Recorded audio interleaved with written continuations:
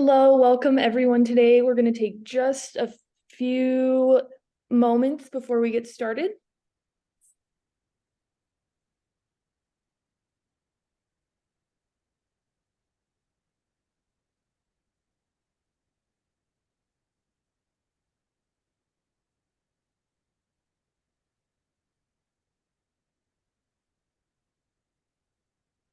All right, welcome everyone. My name is Madeline. I'm pleased to have everyone here today and to introduce to you Missy Mitchell-McBeth. I'll go ahead and let you guys know a little bit about Missy. Missy Mitchell-McBeth has over 19 years of coaching experience, both at the high school and collegiate levels. She is currently the Texas Assistant Sales and Business Development Director at Powerlift, a role she began in June of 2022.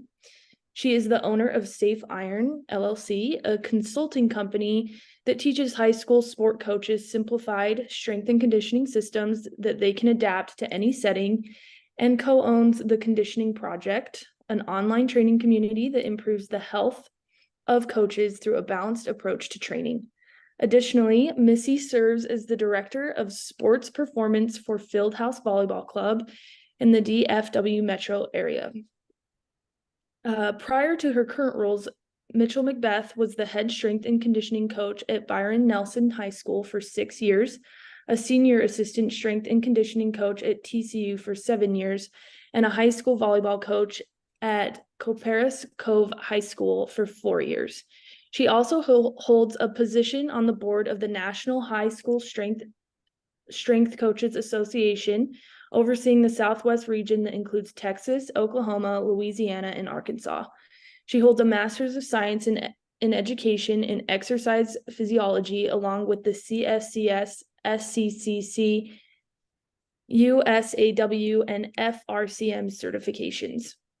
She and her husband, Brian, a high school coach, reside in Justin, Texas, and have 4 dogs, Maui, Kona, Violet, and Indigo. Missy, we are so thrilled to have you today, and I will turn the time over to you. Thank you, Maddie. And I just want to start by saying thank you to the team at FIT for having me on today and allowing me to share. This is probably not going to be your typical strength and conditioning talk. Instead, today I'm going to talk about the experience that shaped and ultimately changed my perspective on how I approached athlete motivation, and that has been training my 4 rescue dogs. So when we watch this video, I want you to focus on the smaller of the 2 athletes. I want you to focus on the black and white athlete and what she's doing. So we all have this athlete in our program.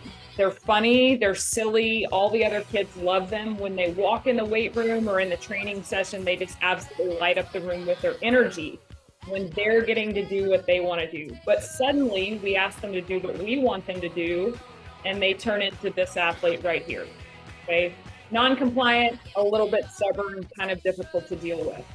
So the question is, how do we get that athlete to do the things that we need and want them to do for their athletic development while simultaneously not doing things that might be harmful to that development? Conventional methods are punitive in nature, and that's kind of how I was raised, both as an athlete and as a coach, was through punishment as a motivation tactic. But science doesn't back punishment as a way of teaching. And really, there are a lot of ethical as well as legal implications of punishing athletes. So we're going to talk about a better way that's science-based and doesn't have negative psychological and emotional ramifications. The question is, why did I learn this information? I learned this information because I had to. Basically, I have 4 rescue dogs, each with varying degrees of behavioral concerns and levels of anxiety, culminating with my dog Indigo, the one on the far right. I may actually be blocking her with my screen here, but Indigo has such severe behavioral concerns and issues that she is unable to follow house rule number 1, which our house rule number 1 is brought to us by our esteemed colleague, Lil John, and that is don't start stuff, won't be stuff. She cannot interact in the household appropriately with the other dogs, so she causes inter-household aggression. She has to be kept separate, which I'll address here in a minute. But basically, with the other 3, our number 1 goal of our house is to keep everybody safe, just like my goal in a strength and conditioning session. Keep every athlete safe. I need to keep every dog safe. So because of that, we as a family had to learn force-free training methodology. We didn't have a choice to punish our dogs because often punishment leads to a negative emotional response, which then gets generalized to the environment, to the individual issuing the punishment, and can be generalized to the other dogs. So if I'm punishing dog A, if dog B is present, that may create aggression between dog A and dog B. And we could not risk using aversive, so shock collars, prong collars, hitting our dogs. I also have ethical concerns with those things, and that's why I don't use them. But I looked at this information, this force-free training methodology, as necessary for my dogs, but I looked at it as optional for athletes because humans should just know better. And I was working with an athlete, much like the little black and white dog Violet that you just saw, that was very stubborn and difficult to deal with. And one day it just clicked that why am I not using these same methods that I'm using to approach my dogs? Why am I not using those with humans? And in truth, beyond the ethical concerns, beyond the psychological impact, beyond the fact that science doesn't back punishment as an effective learning tool, there are also legal issues in 2022 with using exercise as punishment. Let me find my cursor here. There we go. All right, so let's reverse time back to 2006. I was an infinitely wise 24-year-old coach, I believe. It was my second year coaching, and I had a group of athletes that was repeatedly non-compliant with getting the volleyball net set up in time. And it finally came to a head one day. They were 9 minutes late. So I brought them into the huddle. I said, what time's the net supposed to be set up? Checked for understanding. We understood. Okay, we understood the assignment. All right, what time is it now? They knew that. They knew that the discrepancy between those was 9 minutes. So I assigned them to bear crawl 9 laps around the gym. Now, obviously, that is really excessive punishment. And no, we did not finish that. We made it through about 2.5 laps, at which point several kids had blisters on their hands. I'm thinking, because it was actually a game day when it happened, that I'm going to get a couple of concerned parents because I made them too tired for the game. No other thought in my mind. Here we are in 2023. And a 100-yard bear crawl punishment that lasted less than 1 minute. And several athletes drugged their hands to the turf, so they didn't follow instructions, resulted in coaches being put on leave, Child Protective Services being called. Now, these coaches have since been reinstated with no consequences whatsoever because the punishment in question was not deemed excessive. But that is the difference between 2006 in a military town, which was where I worked, and that was just kind of the norm, was punitive style parenting and punitive style coaching in 2023. We simply cannot coach the same. Because of that, we've got to learn different ways to motivate our athletes. And ultimately, this presentation is about motivation. How do we get our athletes to choose to do the right thing and not to do the wrong things? And I'm going to just go ahead and address this head on. Often when people look at positive reinforcement systems, they immediately think that we're being soft on athletes, but it's become more and more, in my opinion, that we actually are holding athletes to much higher standards in a positive reinforcement system because we're very clearly communicating criteria and only reinforcing things that meet those criteria. So our learning objectives for today will be the foundation. So back to Psychology 101 of reinforcement versus punishment. Behavioral shaping, which is effectively skill development. How do we get a new or improved behavior to arise? And finally, putting a stop to unwanted behavior. As we go through this, I think it's really important that we start by looking at motivation, and we talk about self-determination theory, which basically says that motivation has 3 components. Autonomy, so athletes or animals, people in general need to feel like they have a choice and some control in their environment. Competence, they have to feel that either they're good at something or the thing that they're doing is going to make them better in some way. And relatedness, they need to feel a sense of connectedness and belonging to others. So as we work through the presentation, think back on these 3 areas and how a given principle may or may not foster one or all 3 of these. Very, very basic, and I will flesh these out on the upcoming slides. Reinforcement versus punishment. A reinforcer is anything that occurs in conjunction with a behavior that serves to increase the likelihood that behavior either happens again or continues. Conversely, punishment is anything occurring in conjunction with a behavior that decreases the likelihood that a behavior occurs or continues. So reinforcement is aimed at getting a behavior to happen again. Punishment is aimed at getting a behavior to stop. These are terms that people very often confuse. They conflate negative reinforcement with punishment. So most people don't even understand the terminology, and they certainly don't understand the psychological impact or the efficacy of each method. So when we further tease these out into positive and negative reinforcement and positive negative punishment, many people view the plus and minus as an emotional connotation or emotional state, when in fact, positive reinforcement is the addition of something that an athlete wants to get them to do a behavior again.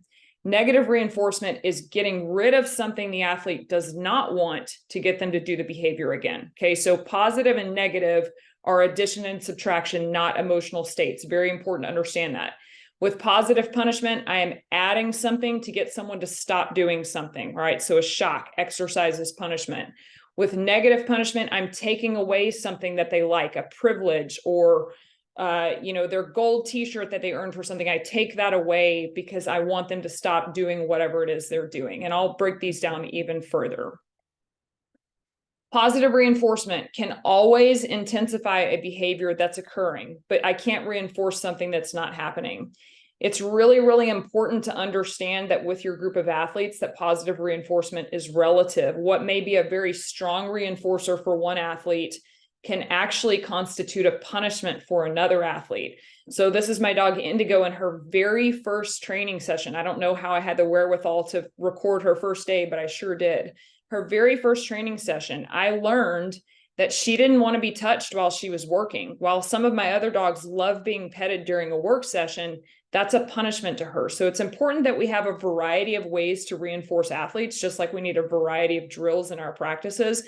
Have a variety of ways and figure out what works for each one of your athletes. So when I look at positive reinforcement, I give her a cue, she does what I want. What a good girl. I give her something, I add something to make that behavior occur again. I add a treat and I add praise. So what's the psychological impact of this? She feels good. She's been told that she's right. She's now going to she's going to be more likely to sit the next time I cue her to sit. Now, think if I had yelled at her because she didn't know what to do on her first day, the audacity, right? I yelled at her or I hit her. She might sit because she's fearful and doesn't want to get hit again, but the emotional state is completely different in those two scenarios. The other thing with positive reinforcement is it causes athletes to learn. It tells them exactly what they did exactly at the right time. Systems I've used for positive reinforcement, one that's a little bit more manufactured and fairly complicated. We were tracking what we were calling elite level coaching efforts. And I'm not going to get all the way into the weeds of this. So if you have questions, reach out to me after. But elite level coaching efforts, we gave the kids set criteria. During this lift, these are your coaching cues. This is where you're standing. This is what you're focusing on. When we saw those athletes doing what we told them to do as far as coaching their teammates, then we went over and we reinforced them. We praised them. They went and they wrote their name on the board. We were then tracking and saying, this is our coach of the week, our coach of the month, our coach of the year. And then they received silly little, like we had a golden whistle with rhinestones on it for coach of the month. And then one of the teams selected, this is a bobblehead doll that has my face, a picture of my face on it, because that's what the coaching staff got for that coach of the year. All right. So we were giving them effectively extrinsic motivation in an attempt to drive intrinsic motivation. So the net effect of that was they were now connected with their teammates. They were gaining the confidence of being able to lead each other and being able to coach. And then they felt more competent when they went to perform their squat or whatever it was, because they were more cognizant of those coaching cues. The other piece is that the room was not coach controlled. It was athlete controlled. So there was a lot of autonomy there. Now, back to what we said about reinforcement. Some of those reinforcers may not work for specific athletes. They may not care. So you have to know the climate of your team if this will work for them. I had teams that it worked great, and I had teams that were just kind of like meh on the process. So I had to find a different way. A more organic system that we need to use with data management is simply recording efforts over time. And this is why I'm a huge fan of frequent testing versus testing every 6 or 8 weeks where the testing is really high stakes. If we look right here at these data points, if I look at January the 5th of 2022, that athlete jumped a 20.3 on the jump mat. They're mad that day because they jumped a 22.5 a month ago. So they feel like they've failed. But I can pull up a graph and I can show them that their data is trending up over time. So their efforts are being positively reinforced. When we look at Tony Holler's Feed the Cat system, the record, rank, and publish, that is 100% about driving intent through positively reinforcing efforts with metrics as PRs. So that's a more organic system to basically create self-reinforcing behaviors. With negative reinforcement, we may get a live demo of this. I have 3 Amazon packages set to deliver. My dogs don't like people approaching my house. It scares them. So what do? There's something they don't want. They bark at it. The Amazon driver is just going on about his merry way, walks off, drives away. The dogs now believe we made him go away by barking. So barking has been negatively reinforced by the departure of something they didn't like, the Amazon driver, okay? When we look at humans, it's basically removing an aversive stimulus. The issue with this, yes, we're trying to increase a behavior, and no, positive and negative don't have emotional connotations, but this one can.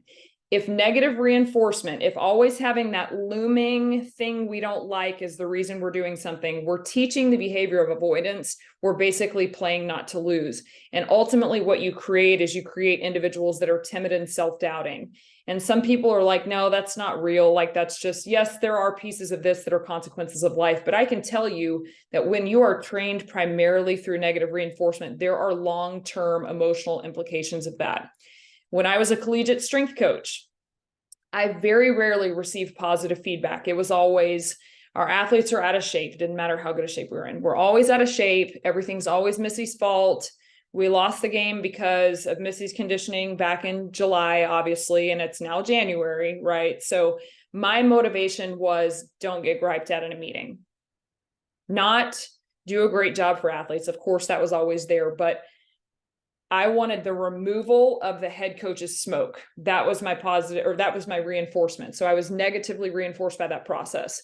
When I left that job, I went to a new job and I didn't have to deal with those things. And yet still, I'm always looking over my shoulder, waiting for the other shoe to drop, basically, and me to get in trouble for something. So I've become timid and self-doubting from that process. I'm in therapy, fear not, but that is the net outcome. Now, if you can remove the emotional charge from the aversive thing that you're trying to get rid of, that's a different story. And here's an example. When I went to put this presentation together, I reached out on Facebook and I said, does anyone have a positive reinforcement system in place? Not a high five, not a pat on the back, not a good job, but a system. And my friend Jeff Hebner, who is the head volleyball coach at Texas Women's University in Denton, said, hey, I've got one. So he starts walking me through it. And I said, I'm going to stop you and I want to clarify terminology with you. What you're describing to me is actually negative reinforcement, because I have to be pedantic, right? But here was his system. In his practice, the end of every practice on the script, this is not a punishment. This is just another drill. They have 10 units of conditioning. What those are don't matter right now. 10 units. There's no emotion behind it. Again, it's not a punishment. They have within practice various skills that constitute what he calls a bank. And for each bank that you get, so maybe it is a shot down the line for a kill, right? Each bank, you remove 1 unit of conditioning. So if an athlete hits 4 banks within the confines of practice, they only have 6 units of conditioning at the end. He also has something called queens, where each athlete has an attacking percentage that they're supposed to hit for the day. So maybe it's 250 that they need to hit. If they hit that attacking percentage during the day, they are automatically a queen and they have no conditioning. Now, he raises those criteria over time to shape that behavior. If they are a queen 3 times in a row, 3 practices in a row, then he increases the criteria 50 points, right? And they have to hit now a 300 attacking percentage to be a queen that day. That goes all the way up until they hit their specific threshold for either their position or their style of hitting, because some need to be higher risk and some need to be higher consistency. But What he's found with that system is, since they remove the emotion of conditioning, and then also they made it the athlete's choice that if they complete these criteria, they don't have to do anything, but they can. He said almost every one of his athletes chooses to do post-practice conditioning. Why? Because they see value in it. They believe it's going to make them more competent. They don't have a coach that's screaming at them all the time, making them run as punishment, so they feel connected. And finally, they feel they have autonomy. They have a choice in the matter, right? So that's negative reinforcement. Positive punishment, it's the use of aversives, things that athletes don't like, yelling at them, exercise as punishment, making them carry the equipment or clean up after as punishment. What do we see? What's the first thing that we see with punishment? We see it doesn't work. So I have my athletes do 5 up downs. Well, then 2 seconds later, here they are repeating the same behavior. So, okay, now we have 10 up downs. And before you know it, we're at 80 up downs, because I, as a coach, am having to work to find that level of severity of punishment that is actually going to modify the behavior. But I may stop the behavior, but unless I'm teaching the alternative behavior and reinforcing the alternative behavior, I haven't actually taught anything. And we very often believe that athletes should just know what the alternative is, but they don't. I'm a big believer that like 9 out of 10 athletes, 95% of the time, are going to try and want to do the right thing. They just often don't know how. And that's our job to teach them. And punishment does not do a good job of that. What we learn through punishment is we learn that the environment is scary. We become anxious. We learn to not trust the person that's administering the punishment. We generalize the negative emotions affiliated with the punishment towards the environment. And that's why we're all starting to understand, like, hey, don't run people as punishment, because then every time they have to go run, they're miserable because they've generalized that emotional state to running. The timing on punishment is really poor most of the time. I was run the next day after a game in high school for missed serves. Like, how does that teach me to serve better the night before when you've removed that by 24 hours? And again, we're not really learning anything because of the poor timing, and then also the lack of alternative behavior to reinforce. So positive punishment, not great from an emotional standpoint, very, very poor from a teaching perspective.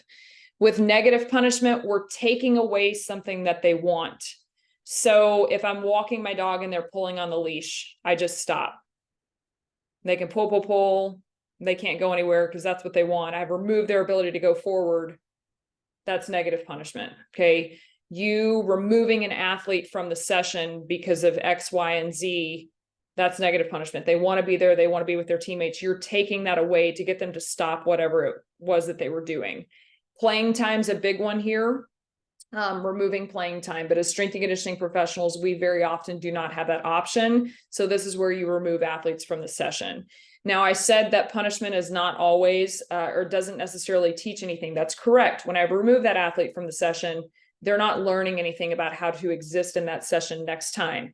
However, I do believe there are circumstances where you need to remove athletes either temporarily or permanently, because if it's a temporary situation, kicking them out, rather than you get into it and start a screaming match with them, damage the relationship, apply positive punishment, start punishing the whole team, just remove the person from the situation for the day. Okay. So those are the various types of positive and negative reinforcement, positive and negative punishment, and kind of some of the emotions that go along with them.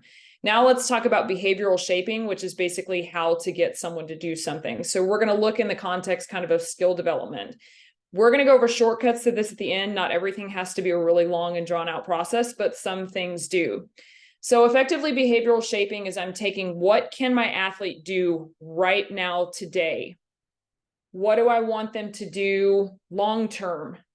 And then what steps do I need to put in place as a coach to get them from point A to point B? And it may be very, very small what they can do now. All right. So I'm going to show this video. This is a process called cooperative care. And basically what I am teaching her is to give me consent to do things like clean her ears, to trim her nails, grooming, body handling, that kind of stuff. So the rules of this game are, if she lifts her chin, I stop whatever it is I'm doing. If she rests her chin and lets me continue, she gets a treat. So how I shape this process ultimately is I thought about what can she do right now? Well, turns out what she could do in this process is she could take a treat out of my hand, right? And I took that tiny little thing that she could do that really seems like, well, everybody can do that. And through skillful coaching, lots of preparation, and a ton of patience, we were able to get to this point where I can stick something in her ears and make her a little bit uncomfortable. And now when we start talking about self-determination theory, even with my dog, she has autonomy in this process. She gets to decide, like right here, she's about to sit down, I think, and be like, hey, you're making my ears feel weird and itch, and that's fine. All right. She has autonomy. She's in control of this. She knows what to do. Nobody's screaming at her. If she does something wrong or she goes and sits down, I'm not going to yell. It's just, okay, you're not getting rewarded for that. And then finally, like, surely you can see that there's a connection there. There's a long history of positive reinforcement and a positive relationship between the two of us that allows trust, that allows me to have her do things that are uncomfortable for her. Okay, so shaping law number 1 over on the right-hand side is how I got from being able to take a treat all the way to the end of that process. She could take a treat, so I used it to lure her across my hand, right? Then I added the cue of chin. Then I cued her. I took the lure away and I cued her chin to my hand. Then I started putting my hand on the target and cueing her chin to my hand on top of the target. Then we went to the target. Then I started building that specific sequence, and I'm building duration along the way, so her holding longer and longer. But basically what I did is I upped my criteria in really small increments so that she had a high chance of reinforcement. So I'm telling her in the early stages of learning, or when I'm adding on a new skill, I'm saying, you're right, good job, you're right, good job, you're right. Everybody in the world, animal, human, what have you, they love to be right. So by increasing the criteria in really, really small steps, pre-planned steps with some alternatives in there that we know where we're going as a coach, that gives them a chance to be right. Now, all of a sudden they feel connected to you in the activity. They're excited. They have autonomy because they're getting to learn, right? And they have competence. They feel really good about themselves. When you look at Jeff's system that I referenced previously, he's increasing that attacking. He's not saying hit 450 on the first day. He's saying we're going to start at 250. And then once you've got that down, cool, we're going to 300. Then we're going to 350. So increase it in small criteria, or increase your criteria in small increments so that your learner doesn't become too frustrated. And I will say, like, when you look at this presentation, it's not sunshine and rainbows all the time. I'll show you what it looked like on the next slide. There is going to be frustration. And that's where the art of coaching comes in, where you have to see, I'm pushing them to their edge to get something new, but I'm not pushing them to the point where they're so frustrated that they can't learn. All right. Once you get past a certain threshold of frustration, learning shuts down. And that's on you as a coach to know your athlete and know where that line is. The next shaping law, and you'll see this skip from like 1 to 3. This really should be like a 2-hour presentation that I'm probably going to get done still over time in 60 minutes, but I've cut some things down. But one of the big, aside from, positive reinforcement systems are soft, one of the big things that people complain about with positive reinforcement is they believe that you're going to have to reinforce every rep all the time. Otherwise, your athletes are going to not be motivated. But science actually tells us the opposite. Science tells us that a variable reinforcement schedule is better to retain behavior long term.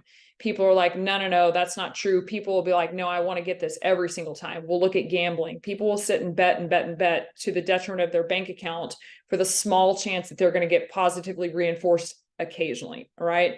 So when I'm increasing those criteria, what I want to do is, when I've got a skill mastered, I then want to put that on a variable reinforcement schedule. 1, because that's going to help long-term retention.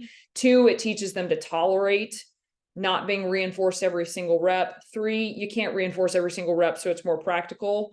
And 4, it's going to allow all of a sudden you to see different stuff happening. So in the example of my athletes coaching one another, I didn't, when they were doing exactly what I had prescribed on the board, like, cool, like I was reinforcing that all the time at first. Well, then it's kind of like, yeah, that's what I asked for, but you're not really going above and beyond. That's no longer elite. It's just the standard, right? Then all of a sudden I see kids giving each other tactile cues, and whether it was to receive reinforcement or not, I don't really care. Giving each other tactile cues. They're changing their cueing. They're getting a little bit more specific with things. So I'm like, I love, that's different. That's new. I love that. Let's do more of that. And then I'm continuously reinforcing that new stuff till they've got that down. And that's how we're going to be able to escalate that criteria over time. So this is early in the process. I start off continuous reinforcement every single rep. She just stabs her chin down. She's wagging her tail over here. If you can hear something thumping on the floor, but every single time. Right there. Maybe it's this one. Okay, right here, I make her do it twice for me. So I put her on a variable reinforcement schedule, and you can hear she's lipping at me right here. She's a little bit frustrated. So I get her out of there. I get her to a break, and I bring her back, and I reinforce her a little bit more. All right. Right here, since I don't reinforce her every single time, upcoming, she's going to try to do something different to get reinforced. Okay, there we went to. Now it's like, let me try paw up. Okay, no, bud, that's not what we wanted. All right. But eventually she's going to give me more duration in that chin rest, which is what I'm looking for. All right. So when you reinforce continuously, you actually kind of start to get lazy learners. So think about all the lazy people that you've either worked with before or work with now that are on salary versus people that are reinforced on a variable schedule like commission tend to have a little bit higher output. All right. So these things cross a multitude of different areas.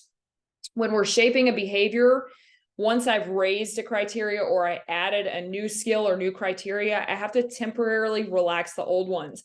So in the weight room, if I'm focusing on bar speed, chill out, coach, like squat depth may not be there on that day. All right. Because they're so focused on that they've got a VBT device and they're doing all these other things. Something else can fall by the wayside, and that's okay. You can relax those old criteria in order to shape new ones, and then you can bring that stuff back together. If the method isn't working, change it. This is the simplest thing. We would never on a game, hopefully never on a game day, continue to run the same play for negative yardage. And yet we continue to run the same drill in practice when athletes aren't getting it, or we continue to use the same teaching progression in the weight room when athletes aren't getting it. So this is where you need to have multiple different ways to teach the same thing. So here we saw that I wanted her on that chin rest. Well, for whatever reason, one day she just decided that she didn't want to do it that day. And I said, rather than coerce her and make it where it kind of sucks for her, I'm just going to change the way we do it. Okay. I still have her on a chin rest. She's got her chin on my hand. She's not thrashing around. On that, I'm applying transmucosal gum medication. All right. But you can see she's got happy ears. She's calm. She's not worried about life. She's letting me do it because I changed the method if the previous one wasn't working. And then I reinforced this as well. Now we've gone back. I could get out the target right now and we could go back and show you that we can do the other thing. But I didn't want to ruin that drill long-term. I just needed to change it up for the moment. This is also a great opportunity to have athlete autonomy. If you have 3 different drills for the same thing, it might be an opportunity in practice to say, hey, which one do y'all want to do? And let them do that drill. We're working on the same skill. We're just doing it in a way that they want to do it. And they're actually going to be much more motivated in that circumstance. If a learned behavior starts to break down like it did before, that last slide I showed you, that learned behavior didn't look great. I reviewed the shaping process. I went back to an earlier step, chin on hand instead of chin on target. And then I worked her back up through those steps. Instead of sitting around as a coach and wringing your hands and asking yourself why the behavior has deteriorated, simply go back to your fundamentals, review the shaping process or the skill development process really quickly or over the course of a practice, and then get back into your deeper skill work. All right. So stop worrying so much about why and just get them where they need to be. I see this a lot with young athletes who have grown 6 inches in the last 2 weeks. That's being a little bit dramatic, but maybe not sometimes. All of a sudden they could front squat before, but now they come in and everything's changed. They have different limb lengths, center of mass is in a different place. It looks awful. Well, I can get frustrated with that, or I can just simply go back to step 1 or step 2 of my teaching progression, let them be successful and quickly work them back in as they learn how to manipulate their new body. Quit while you're ahead. Another really simple concept that we really butcher as coaches. We think that if it's going really well, we should keep doing it to really groove that pattern or groove that skill. When in fact, a lot of times it's better to just take a couple reps and call it, right? Because then you don't get frustrated when you're developing that new skill. You're not tired. You don't ruin the entire session because you went too far with it. And I was watching Zach Zillner, who's the women's basketball coach at University of Texas. I'm sorry, women's basketball strength and conditioning coach at University of Texas. He was talking about his own personal workouts. And he was like, I would challenge you as a coach to take note of when you feel best during your training session. Is it 20 minutes in? Is it 25 minutes in? Find that time and then just stop. Quit while you're ahead instead of trying to grind through some of those later sets and see how you do. As I said, not every process has to have a long and drawn out shaping process. Sometimes you can just demonstrate and athletes will get it. You can have other athletes demo for each other. One mistake that I made early on is bringing collegiate freshmen in and having this long drawn out hang clean teaching progression. One day I have one of my athletes come in because she had a class conflict that day. She's just overdoing hang cleans while I'm teaching the freshmen. And all the freshmen are like, well, why don't we just do that? And I'm like, why don't you just do that? Like, instead of going through these 37 little steps, like, how about you just mimic her? And that works with animals and humans alike many times. Also, my dog and I do not have the power of language that we can communicate back and forth, but you do as a coach. Not everything has to be shaped. I had someone ask me, well, how do you get your athletes to take their shoes off for warm up? I'm like, I just tell them to take their shoes off. Not everything has to be a discussion. There are considerations with shaping, biological constraints. At some point, there's going to be a cap on how far we can take a skill. How close we can get to that cap is on our ability as a coach, but genetics are going to shape that. My dog Kona is part husky. How easy do you think it is to loose leash train a husky? Not very, because he is wired in his DNA to pull something heavy behind him. And I am heavy behind him. So loose leash training was an adventure. Self-shaping. Ultimately, what you want is kind of self-directed learners, self-directed athletes that are just given a little bit more effort every single time. Self-shaping is really the book Atomic Habits, where you take one small thing and you just stack habit on habit on habit. That is shaping your own behavior. The entire presentation thus far is focused on formal shaping, which is actively having a process and a plan in place to get athletes from point A to point B. There's also a ton of informal shaping that goes on. Every interaction that you're having with another human being, they are learning something about you. They're learning about your communication style, your boundaries, and you're learning the same thing about them. So it's really important as coaches that we're cognizant of the fact that we are shaping our athletes' behavior, whether we mean to or not. So what we tolerate, what our team culture is actually like, not what's on paper, those are forms of informal shaping that you have to be aware of. Stopping unwanted behavior. This is a huge concern in sports. Unwanted behaviors could be laziness, could be talking back, could be off-task behavior. There's a million things that athletes might be doing that you don't want. So some methods, some are good and some are bad. The first thing that you can do to stop an unwanted behavior in a dog is to shoot the dog. Okay. It's 100% effective because I've gotten rid of the behavior by getting rid of the individual doing the behavior. Very simple, right?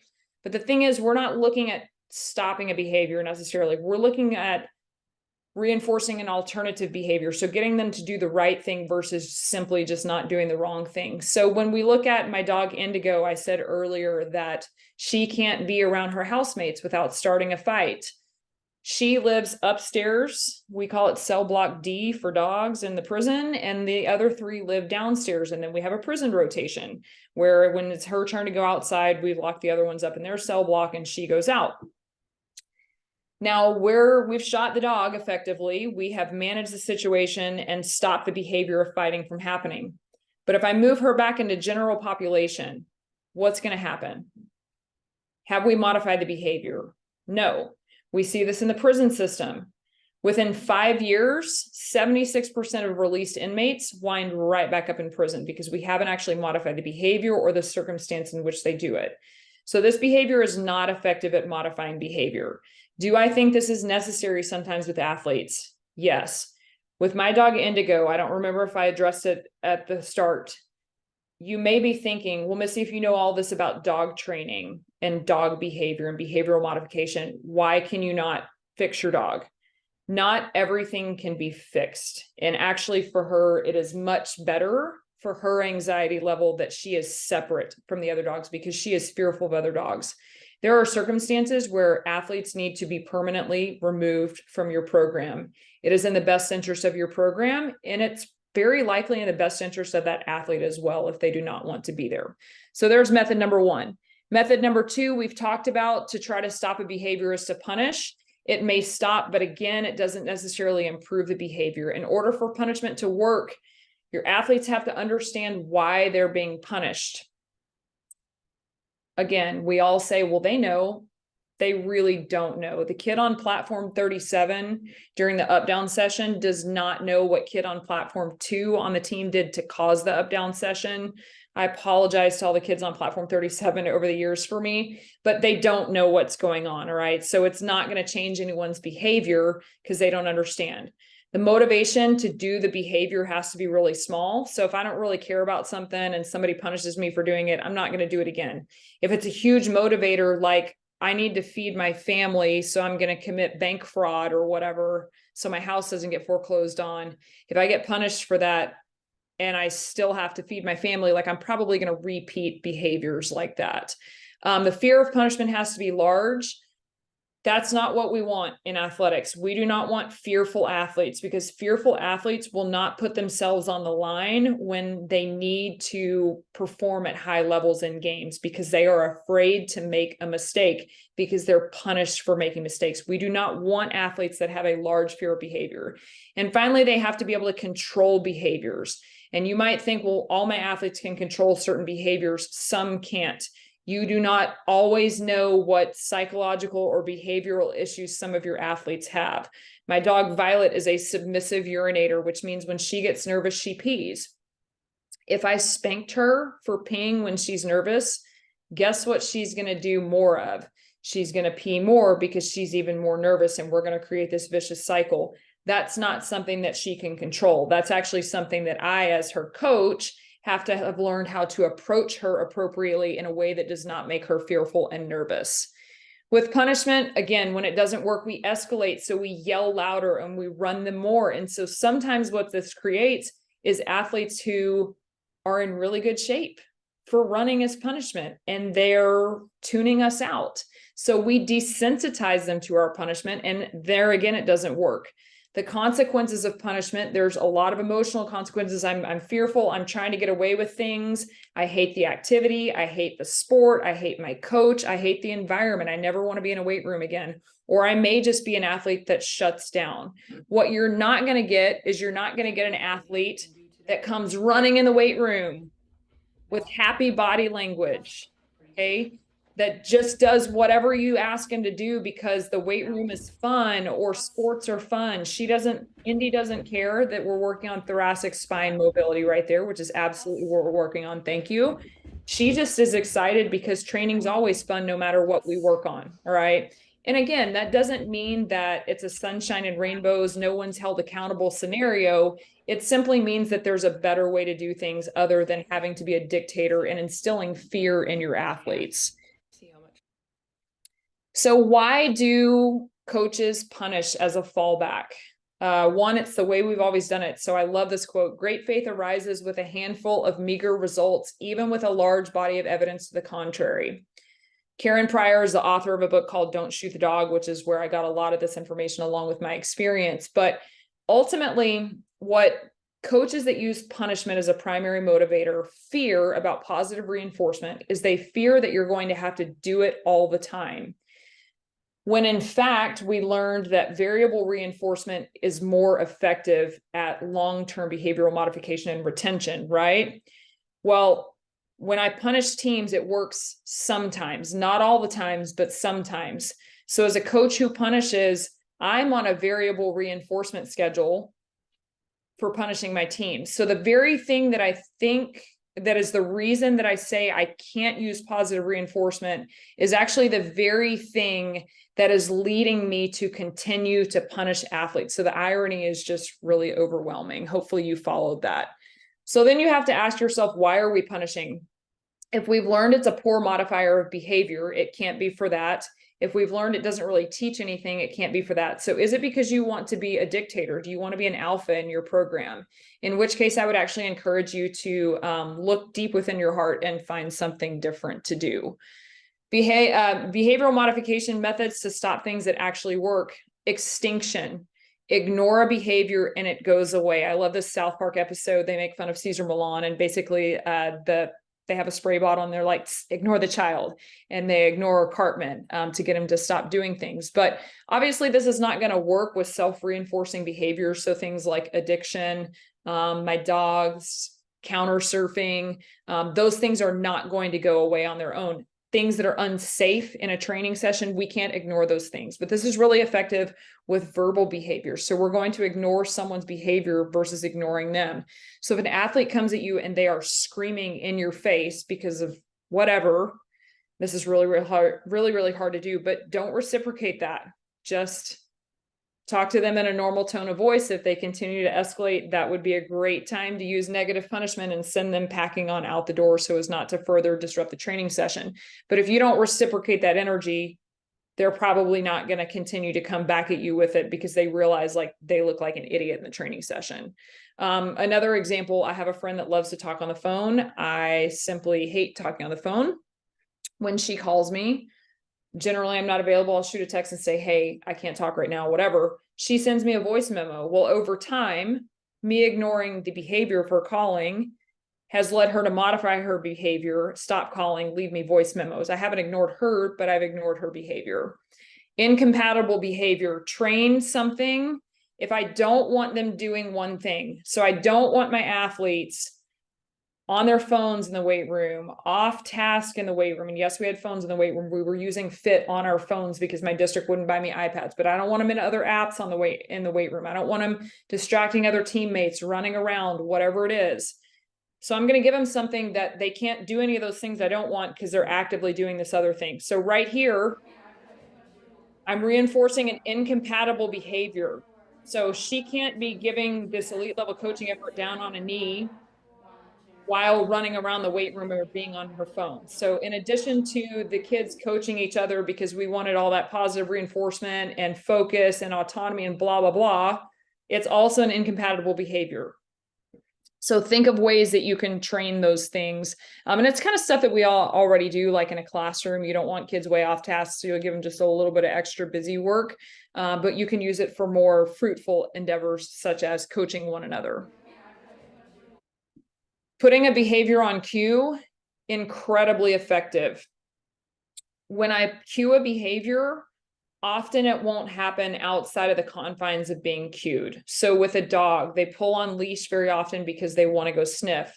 If you teach them to sniff on command, very often they will only sniff at that time. I work with a group of adults and we have a coaches community, and it's grown in size, and sometimes the conversation gets a little bit off the rails, and we kind of need to rein it back in so that information is not lost in the group. So we also had some conversations that were getting a little bit less than constructive. And so we instituted what was called Wine Wednesday, because we wanted to still give them the space, a safe space to air concerns and talk about various issues in coaching, but we couldn't have that 7 days a week. So what do you want to know? We only have wines and complaints on Wine Wednesday because we've put it on cue. The other 6 days of the week, we focus on training, right? If you have athletes that some coaches are on the fence about, like whether or not they like their athletes dancing around and like doing whatever in the weight room in between sets. If that's something that is against your program culture or you don't want, stop the weight room and have a 30-second dance party and then get back to it. Your athletes will learn that we dance during this time and we work during these other times. So putting a behavior on cue is extremely effective at stopping behaviors that you don't want.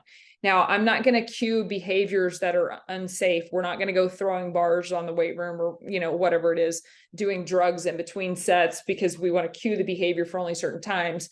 So obviously use your judgment with these things. Limitations on reinforcement. So as I said, there's no perfect situation and behavior is really complex.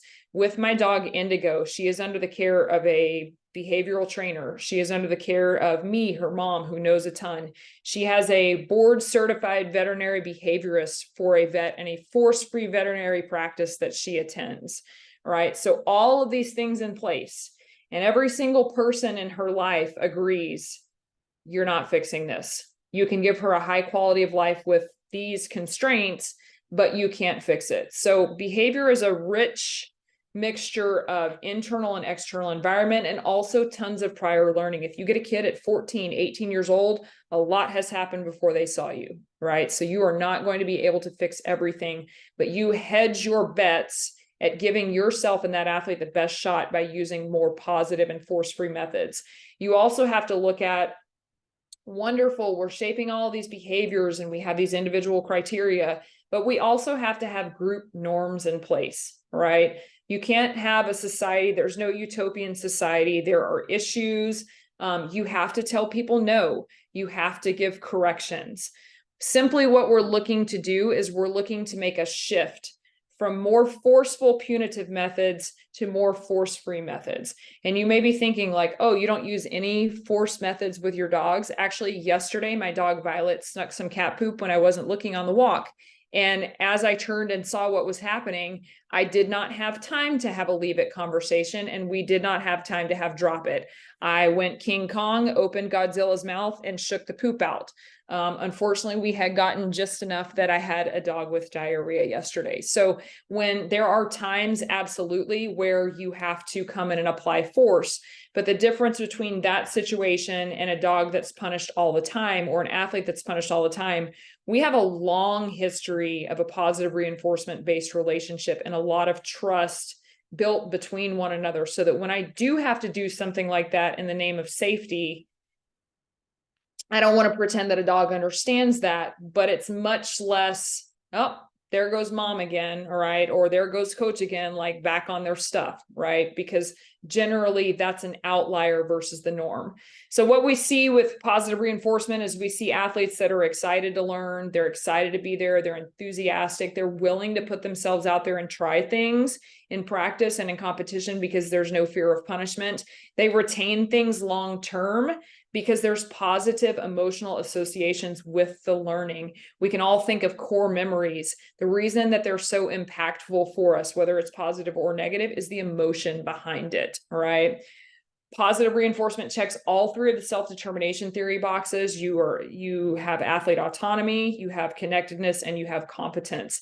And you also don't have child protective services and the police knocking on your door. Ultimately, what you want is you and the athlete to become conditioned generalized reinforcers, meaning that my dog wants to come in and see me. She's not fearful of me. My athletes want to come see me. I want to see my athletes and see them make progress. So the question becomes, can it be both? Can you use both punitive methods and force-free methods? Or I guess not force-free, but positive reinforcement-based methods. Yeah, you can always do both things, but understand that forceful methods, punishment doesn't motivate. It actually reduces the desire to try because they don't want to not do exactly what was said for fear of punishment. It doesn't create buy-in. It creates defensive aggression with which a dog, if I hit a dog enough, if I shock a dog enough, for the ones that don't shut down, the other ones are going to come back swinging with teeth at me. With an athlete, that athlete's going to come back and yell in my face. And I can tell you from experience that that's absolutely what happens. As we said, it doesn't fix a behavior. Not every behavior can be fixed anyway, but it might suppress the behavior in your place. Ultimately, punishment, it doesn't motivate athletes. It takes away their autonomy and it destroys competence. It's going to damage your relationship with them potentially, and potentially create you as an aversive stimulus and their sport as an aversive stimulus, which is absolutely not a position that we want to be in. Okay, so hopefully you gained some perspective on why I've made that shift from more punitive to more force-free methods in really the last several years of my coaching. If you have further questions, you can reach out to me on social media or check out either of my websites. This QR code will take you to the sign-up page for our conditioning cohort, where we use positive reinforcement-based methods with adult coaches to improve your health and fitness level. Awesome. Missy, thank you so much. That was excellent. We'll go ahead and we'll just keep this page up. So if any of you want to contact Missy or learn more about that conditioning project, feel free to do that. We are going to have a Q&A portion of this webinar. First, we're going to just do a really quick poll. We would love your participation. I'm going to go ahead and launch that. We'll just give you guys about 2 minutes. And if you finish that poll, go ahead and if you have any questions, put them in the Q&A feature, and then we'll get started.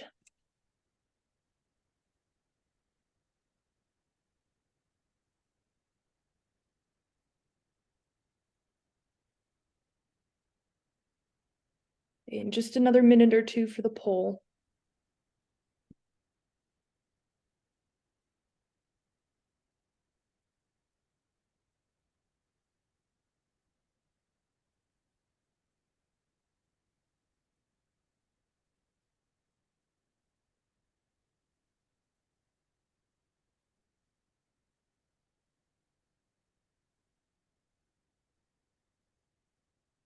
Okay, I will go ahead and leave that poll open, but we're gonna go ahead and get started with the Q&A. If you haven't put a question in yet, please feel free to. Okay, Missy, first question. What are the most difficult athlete behaviors to manage, and how do you approach them? So the number one difficult athlete behavior to manage is laziness and lack of motivation, which we covered. Obviously, motivation in great length of you have to find ways to increase competence, autonomy, and connectedness. But beyond that, everything that we do on a daily, minutely basis is effectively a choice between what we need to be doing and other things. So with athlete laziness, they're making the choice for comfort. And so because they find that more valuable than pushing themselves. So we've got to find whatever it is that makes them tick to make them understand, like, you need to push yourself because we need effort to improve your vertical, if it's a volleyball player, to improve your fly 10 time. And then we need to be able to show them data to say that, okay, here's how these times improved. Now let's go look at your playing time or your stats in the game and draw the connection for those athletes. Because ultimately, like, work harder, cool. Some athletes are going to work hard just because they're driven and they have work ethic and they're just people pleasers. But for others, you're going to have to draw a very clear line between why is this beneficial? Why is this more beneficial than being lazy? And for some athletes, like you look at Usain Bolt is a classic example, skipped practice all the time, right? Halfway did his workouts, and then he's the fastest runner the world has ever seen. So understand that, we can lead a horse to water, but ultimately, like, we can't make them drink. But on the whole, if we present what we're trying to get them to do as the best option, then hopefully we can bring them along from a laziness perspective. Right. Awesome. Thank you. Next question. How long does it take for you to see the effects when you're changing the way you're coaching, and how do you know if it's working? Like, how long do you give yourself to know? I think with coaching, you see the effects immediately because you see the change in affect of your athletes. And I'll give a specific example. The athlete that I referenced right at the beginning of the webinar, when I said that I was working with her and I was reminded of my dog Violet that was kind of stubborn when it was time for Violet to do the things that I wanted to do. When I changed how I approached her, I really just changed my mindset of, my gosh, I don't want to see this kid today, to, hey, how are you today? Like, just being like a positive reinforcer just from my presence.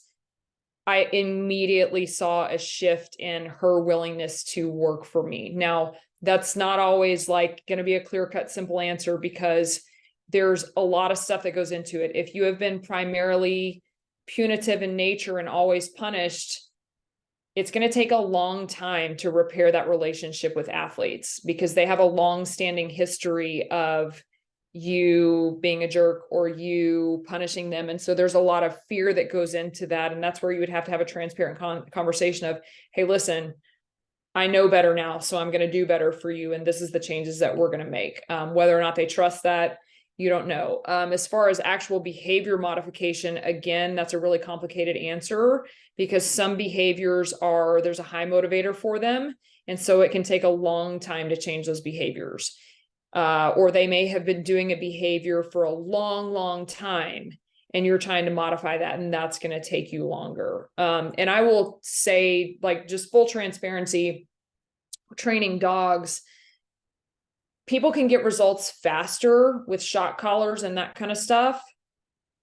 But the fallout of punishment, of the negative emotional responses to that, can be tremendous on the back end of it, that it's just not worth it. To me, it's worth taking the time to slow down and go through these processes to create actual learning and long-term retention of skills and a positive association with the environment, the coach, and the activity of itself.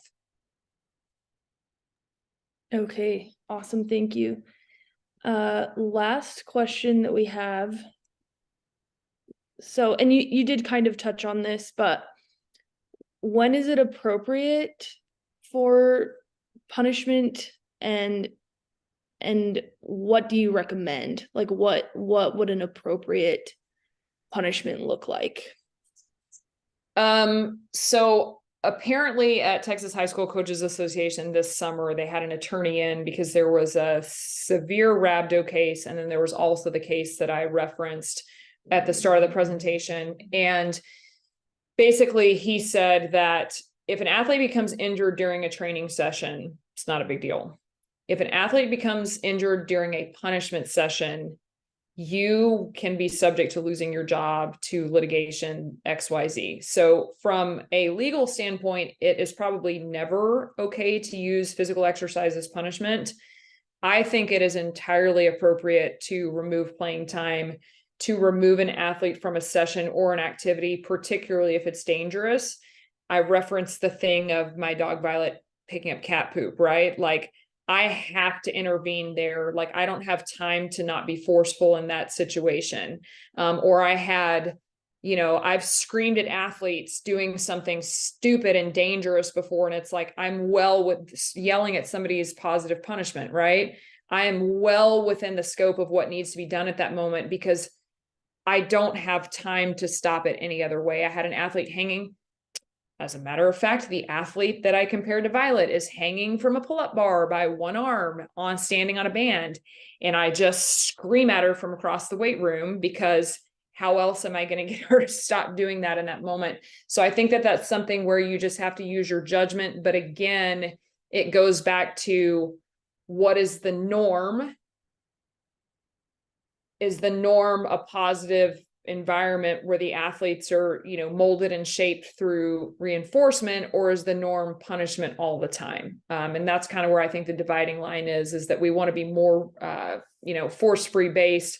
And then if we absolutely have to use punishment, we got to use it. There are circumstances that require it. Awesome. Thank you. And it sounds like Landon has a question.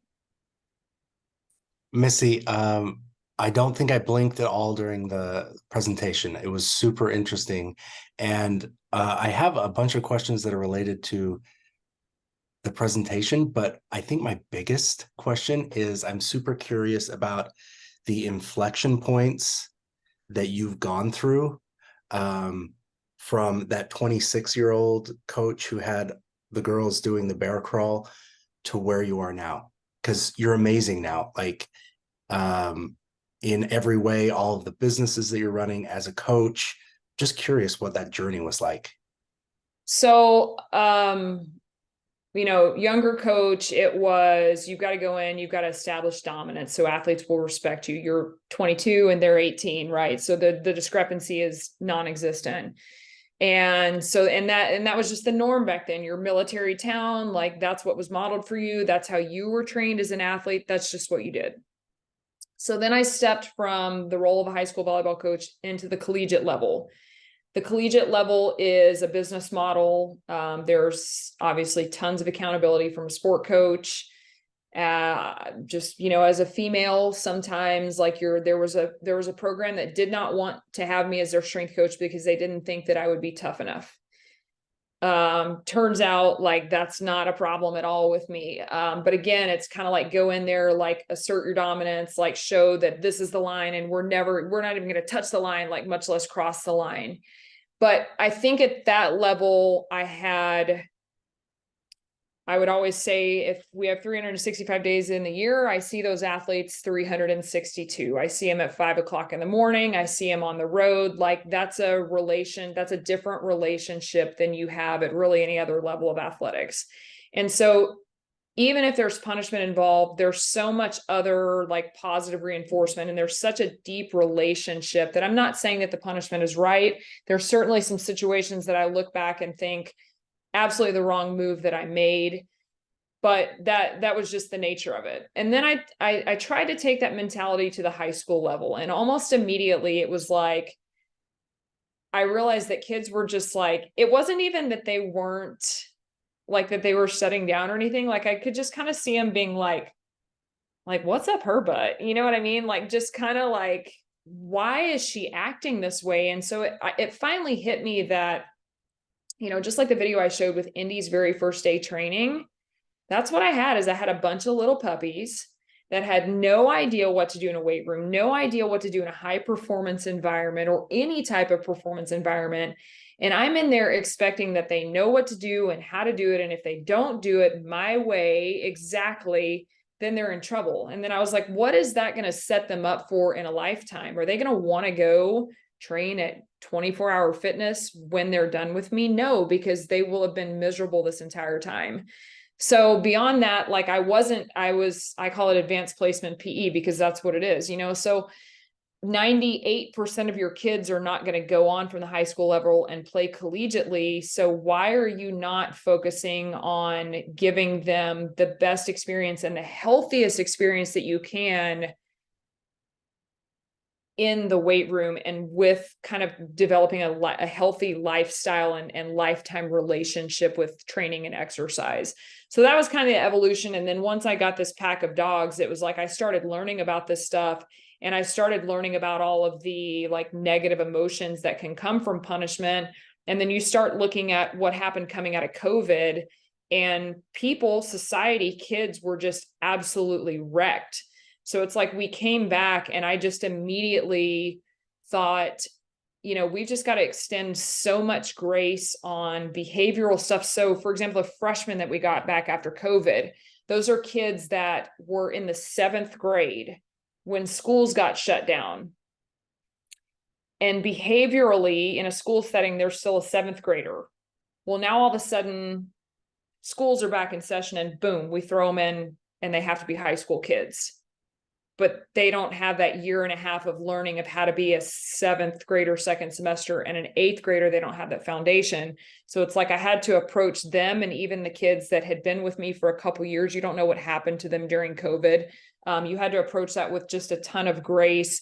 And I just found that approach of like more compassion and understanding and more, instead of, I think sometimes as coaches, we look at things like, this athlete's doing this today because they don't like me, or because they just don't want to be here, or whatever it is. And it's like, I had kids share with me things like, well, my mom's dying of cancer and that's why I was late today. Well, I'm certainly glad like I didn't punish you or like have an attitude and grill you in front of your teammates for not being on time when you're literally a caretaker for someone who's dying. So I think just a lot of those experiences culminated to make me think like, there is a better way. I've seen the better way work with humans, with animals. And then, when it came to even putting this presentation together, I did this first back in April for Strength Coach Network. And since then, if I'm having an issue with someone or something, like I think like what behavioral modification strategy can I use to get this person to do what I need them to do, or to interact with me, or, respect my boundaries, or whatever it is. So that's kind of that's a long answer on the evolution. And I think I'm qualified to talk about this because I got it wrong for so long. And so I know what it's like to try to make that turn. And I still will find situations where I'm like, man, if we could just run them, or like up, down them, or whatever, like it would sure fix it. But the punishment doesn't fit the crime anymore for me, I guess. That's amazing. Thank you. And then I was wondering if you could tell us, you have so much going on with Safe Iron. What is the philosophy at Safe Iron, and what are the activities that you're involved with there? Sure. So Safe Iron is basically a consulting platform to teach sport coaches simplified strength and conditioning so that they can apply it to any setting. So I think that the strength and conditioning industry does a really great job of gatekeeping and acting like we just harbor this super complex information, which absolutely we do. But if sport coaches can go through these behavioral shaping processes to teach really, really fine motor skills and complicated sport skills, you can't tell me that they also can't learn to safely and effectively implement training programs. And so things that I do with Safe Iron, obviously I do speaking engagements like this one. I do like phone consultations to just kind of do Q&As with coaches. I do program audits where they send me 12 weeks at a time and I give them written feedback. I also have an in-person coaches in service that I do that we can customize for a school. How many hours do you want it to be? How much hands-on? I generally send out a survey prior to that saying, what areas do you feel comfortable in? That way I can cater the messaging towards that coach.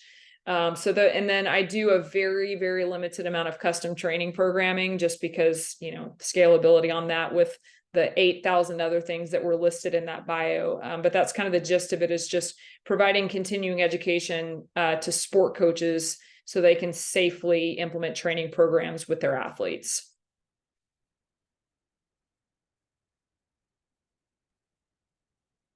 Awesome, Missy Landon. Thanks for asking those questions there at the end. We appreciate all the effort you put into this, Missy, and it was really interesting for me. I'm not a coach, but I hope that everyone who attended today gained something beneficial and useful from this. So thank you, everyone who attended, and we will be sending you guys a recording so that you can review all of this good stuff Missy prepared. Thank you.